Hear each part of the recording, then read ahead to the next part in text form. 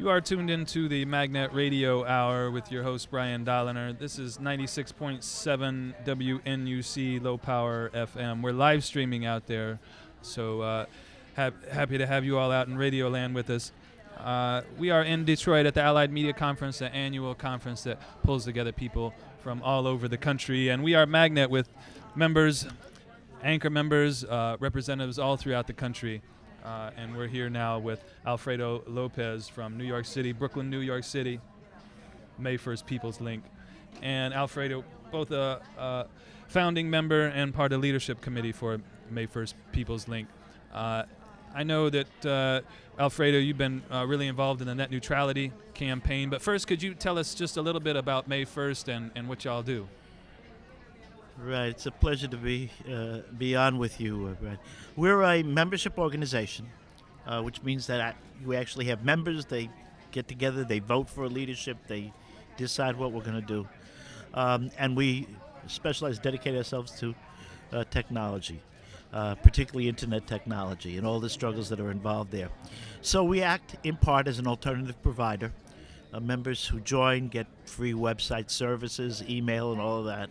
And then we involve ourselves like what I'm doing here, talking to you and running around, being in the Media Action Grassroots Network, which is a very important part of our work.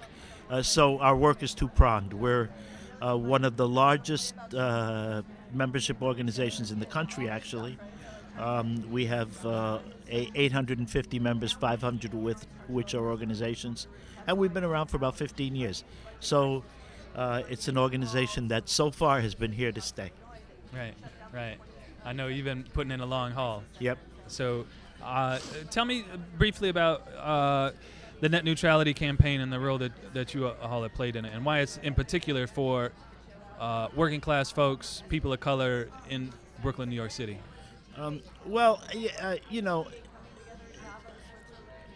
We did it as part of Magnet, and Magnet was one of the leaders. Really, Magnet's intervention into the net neutrality struggle is what won it, because up to then there had been a stalemate. In fact, the corporations maybe were winning this fight, but Magnet came in with a very strong grassroots perspective nationwide. We're a national organization, in fact, an international organization, because we're also organized in Mexico. So it had national, international impact for us. And net neutrality basically says the following: you cannot get an advantage in terms of the speed of the delivery of your content based on who you are, how much money you have, anything like that. There's no discrimination. You, Brian, or me, Alfredo, can start a website, and it has the same capability of travel and delivery as something done by the largest corporation on earth. And that is enforced by the law. And the Federal Communications Commission enforces that. And it enforces it because the ability of people to communicate is fundamental to our survival and to the success of the struggles that we're waging for our survival. So it's a democratic right. And if we don't have a neutral net, what's going to happen is the large corporations with all their money buy up all the ability to deliver high-speed content. Our content, as a result, because we can't afford that stuff, is going to be a lot slower. It gets to people a lot slower. It is much less effective. We can't stream video and audio like this as well. We can't get these messages out. So for May 1st People Link, this was a life and death struggle. Now for communities in general, it is the case now that over many devices, including cell phones, young people are communicating almost exclusively via the internet. Telephone calls have become secondary, for example, to texting and using all of the resources of the internet. This is their life. This is the communication that they do. This is their way of surviving. This is their way of socializing.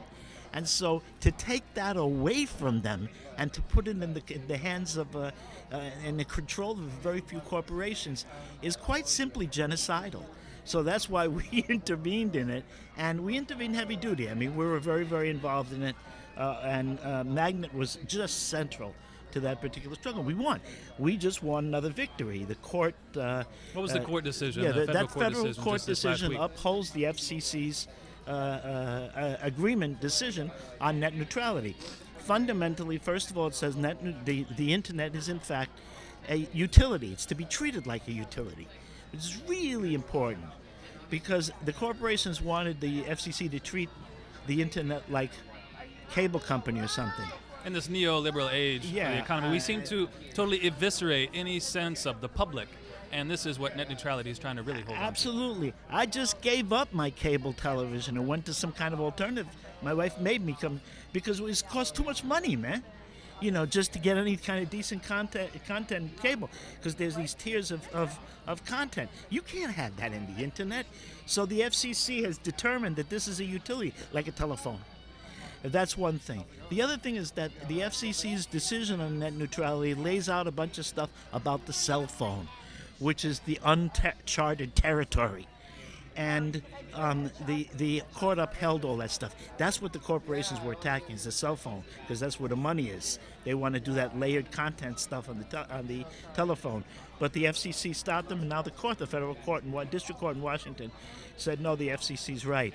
So that's a huge victory for us. Now, I mean, I'm sure they're going to appeal it and do a number of different shenanigans, but we have a real strong foothold as a result of that. So, I mean, it was an incredibly joyous occasion for those of us who fought around net neutrality. We were like on the phone celebrating and everything. Because it wasn't an easy fight. Oh, my God. It was, because the corporations, they can afford the biggest lawyers, the most expensive lawyers. And they're relentless, Brian. Relentless, You can't take a day off with these guys. They got money to burn, apparently. Yeah, not only that, but they don't recognize holidays. So you're with your family, you get a phone call, they did some latest shenanigans, right before the holiday. Right? Yeah, right. Right before the holidays. Classic. They got a playbook. Have you no shame, you know what I'm saying? I mean, give me a break. So, yeah, it was a very, very tough. This was a tough one. I've been in a lot of struggles. This was a tough one. But this one we won, which is... when you can win struggles, it makes everything worthwhile. Yeah, I remember about a year and a half ago when the decision was coming down, and we were standing out in the cold with signs on street corners all throughout the country. There was a nationwide day of protest. Day of protest. I was in New York City with some of the leaders of Magnet. There's a famous photo of us in front saying "Hands off our net," right in front of the Time Warner building. That's right.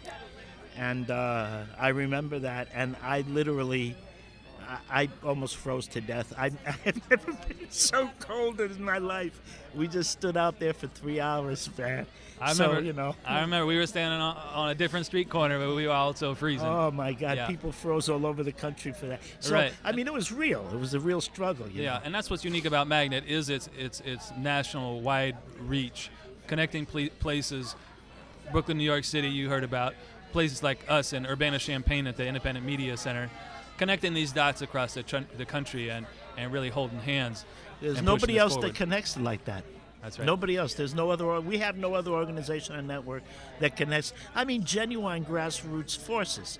There are national forces on the scene for sure, but with a real grassroots base. The grassroots base. Touchdown to the bottom. So that net neutrality struggle proved it, because when Magnet joined in, that's when the grassroots thing came in. And then there are millions of email to the FCC, and, these things make a huge difference. They say, oh, my God, the population of the United States is aware of this stuff.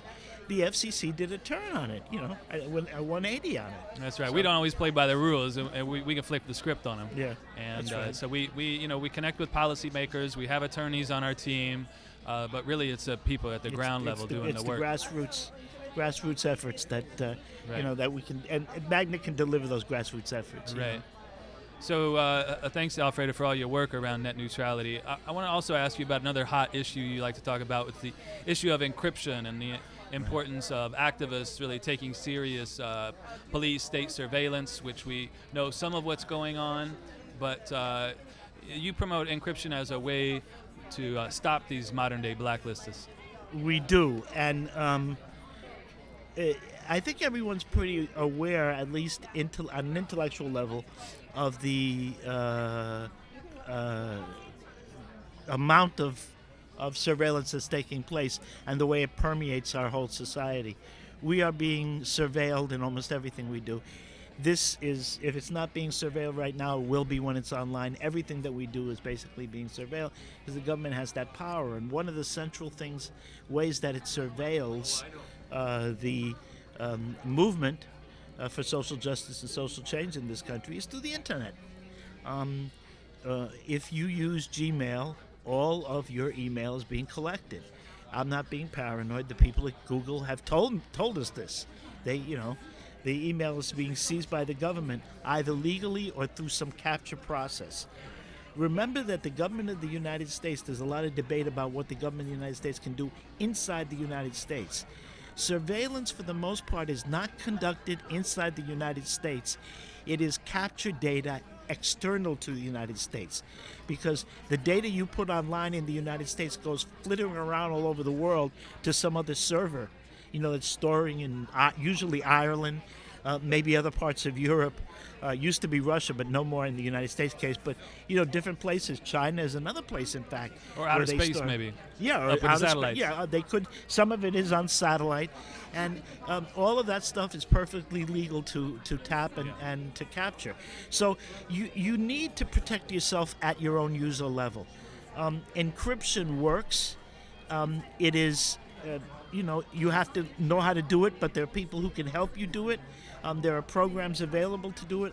All of my communications are encrypted. All of my email is encrypted. My teleconferencing, we use Jitsi, that's encrypted. Nobody can tap that or see it. And my cell phone text messages are all encrypted. Using one of the encryption programs that that you can install on a cell phone, and that way the government can't read that. Now, people say, is that surveillance proof? The answer is no. Anybody can surveil you through the government in many other ways, and they do. But the main thing for the movement is you don't want them to get your communications with your movement comrades, planning stuff and discussing stuff. You want to try to avoid that as much as possible. And that we can do through encryption. And we're available on Alfredo at mayfirst.org. I'm perfectly willing to give my email address out to the world. Email me world. And, Alfredo at mayfirst.org. And just ask about encryption. I'll be more than happy to fill people in and start a conversation and help them do that. Alfredo Lopez from May 1st People's Link, Brooklyn, New York City. Thank you for being here, Alfredo. Thanks for having me. It's great talking to you, as always. Great to see you, Alfredo, always with a smile on your face.